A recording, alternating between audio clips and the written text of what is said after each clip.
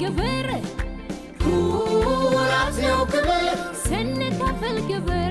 ሰላም ጤና ይስጥልኝ አድማጭ ተመልካቾቻችን፣ ይህ በገቢዎች ሚኒስቴር መካከለኛ ቁጥር 1 ግብር ከፋዮች ቅርንጫፍ ጽሕፈት ቤት እየተዘጋጀ የሚቀርብላችሁ በታክስና ታክስ ነክ ጉዳዮች ላይ መረጃ ነው። ለዛሬ ይዤላችሁ የቀረብኩት መረጃ በተሻሻለው የገቢ ግብር አዋጅ 1395/2017 መሰረት ከ2018 በጀት ዓመት ጀምሮ የሩብ ዓመት በቅድመ ግብር ክፍያ ይከፈላል። ይህም በኢትዮጵያ በጀት ዓመት አቆጣጠር ሂሳባችሁን ሰኔ 30 የምትዘጉ ግብር ከፋዮች አሁን ያለንበት የግንቦት ወር ለሁለተኛ ጊዜ የሩብ ዓመቱን የምትከፍሉበት የመክፈያ ወቅት ነው። ይህም ቀናቶች እየሄዱና እየተጠናቀቁ ስለሆነ የቀሩት ቀናቶች በጣት የሚቆጠሩ ስለሆነ በቀሩ ቀናቶች ሲስተም ተጠቅማችሁ አሳውቃችሁ እንድትከፍሉ ለማሳሰብ እንወዳለን። ይህንንም በማድረግ ድርጅታችሁን ካልተገባ የቅጣትና የወለድ ወጪ እንድታድኑ ለማሳሰብ ነው። ከዚህ ጋር በተያያዘ ምናልባት የመጀመሪያውን ኳርተር ወይም የመጀመሪያውን ሩብ ዓመት ስታሳውቁ ሲስተም ያልተጠቀማችሁ ግብር ከፋዮች አሁን ላይ የምታሳውቁት በሲስተም ነው።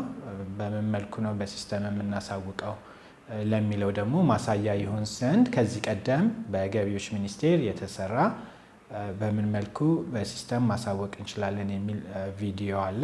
እሱን ሊንኩን ከታች እንድትመለከቱት በጽሁፍ የምናሳያችሁ ወይም ያስቀመጥንላችሁ ይሆናል።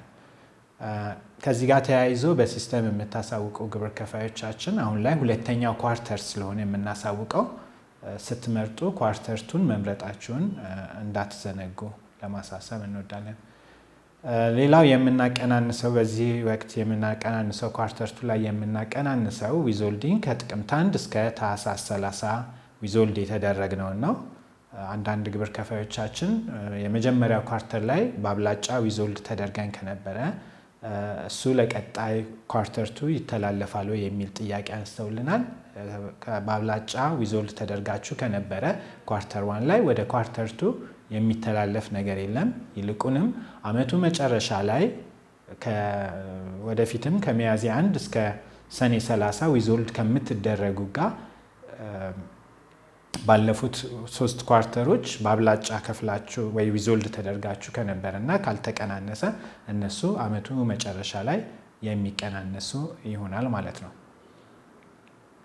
ሌላ ግብር ከፋዮች የሚያነሱት ጥያቄ የግብር መሰረቱ ለሩብ ዓመቱ የግብር መሰረት የሚሆነው ምንድነው የሚል ጥያቄ ይነሳል።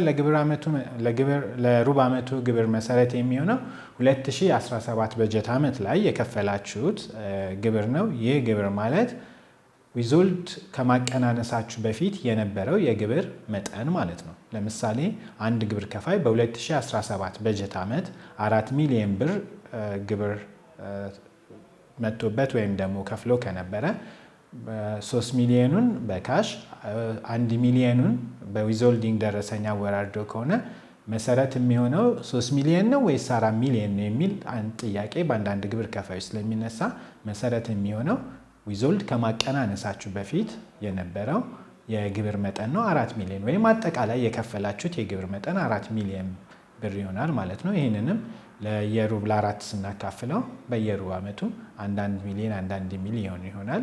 ምናልባት ልዩነቱ በየ3 ወሩ ዊዞልድ የምንደረገው መጠን ስለሚለያይ በየሩብ ዓመቱ የምንከፍለው 1 ሚሊዮን ይሆንና በካሽ ወይም ደግሞ በዊዞልዲንግ ደረሰኝ የምንከፍል ይሆናል ማለት ነው።